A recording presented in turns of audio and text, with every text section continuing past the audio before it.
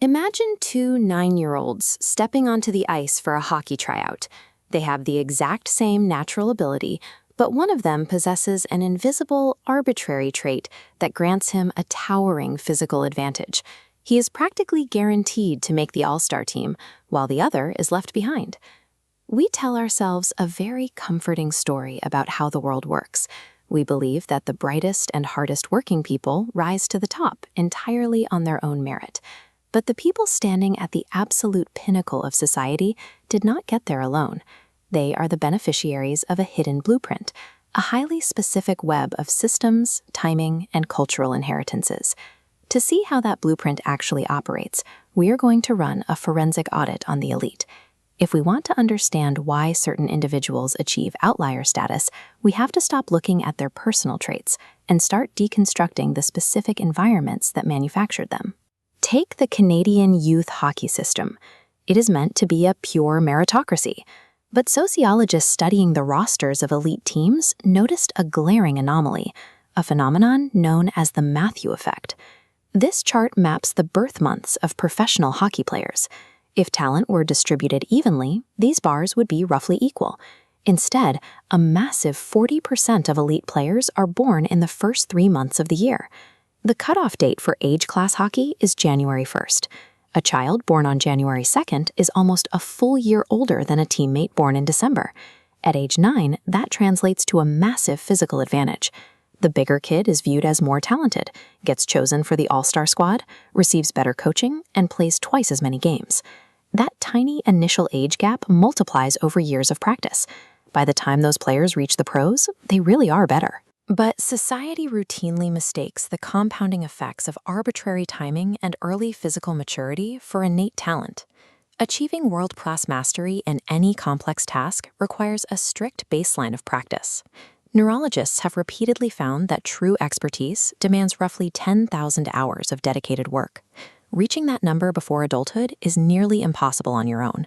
You need an extreme, logistically rare opportunity.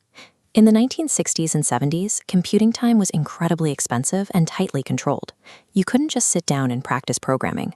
In 1968, an 8th grader named Bill Gates gained unlimited access to a time-sharing terminal through his school's Mothers Club. By the time he dropped out of Harvard, he had been programming practically non-stop for 7 consecutive years, accumulating his 10,000 hours well before the rest of his generation. The same rule applies to the arts. Before arriving in America in 1964, a struggling high school rock band called the Beatles was invited to play the strip clubs of Hamburg, Germany. They were forced to play 8 hours a night, 7 days a week. They learned stamina, amassed a huge repertoire, and hit their 10,000 hours. World-class expertise is ultimately less about individual drive and more about having the systemic, lucky opportunity to practice endlessly when no one else can. We also hold a cultural obsession with extreme intelligence, assuming the highest IQ guarantees the greatest achievement. In the 1920s, psychologist Louis Terman tracked nearly 1,500 children with genius-level IQs, fully expecting them to become the future elite of the United States. This graph plots IQ scores against real-world success. The line rises sharply at first, but right around an IQ of 120, it flattens out completely. Having an IQ of 170 does not grant a measurable real-world advantage over someone with an IQ of 130. Think of it like height in professional basketball. You need to be tall enough to play, usually over 6 feet. But past a certain threshold, extra inches stop mattering. A player who is 6'8" is not automatically better than someone 2 inches shorter. Terman's grand experiment failed. His geniuses grew up to have mostly ordinary careers. The individuals in his study who actually thrived weren't the ones with the highest scores. They were the ones who had the family background and social knowledge to navigate the world. Past a baseline threshold of capability, pure intellect falls away.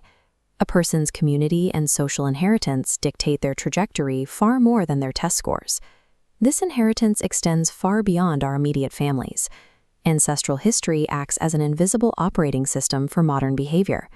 For hundreds of years, peasants in regions like southern China practiced wet rice agriculture.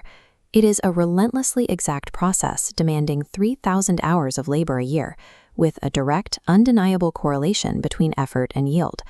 That history of intense, meaningful work correlates directly to modern Asian dominance in mathematics, a subject that rewards persistent, dogged effort. By contrast, historical Western agriculture was mechanically oriented and required leaving fields fallow. Farmers rested over the long winter. When Western education systems were built, reformers applied this exact agrarian logic to the human mind, leading to the highly inefficient long summer vacation. The traditions we inherit from our forebears persist long after their original usefulness has passed, dictating our work ethic and problem-solving skills centuries later. Star athletes, software billionaires, and top lawyers do not spring naturally from the earth. They are the predictable products of their environments.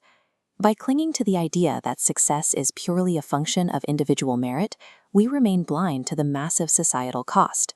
We passively allow arbitrary cutoff dates and structural barriers to squander the talent of half our population.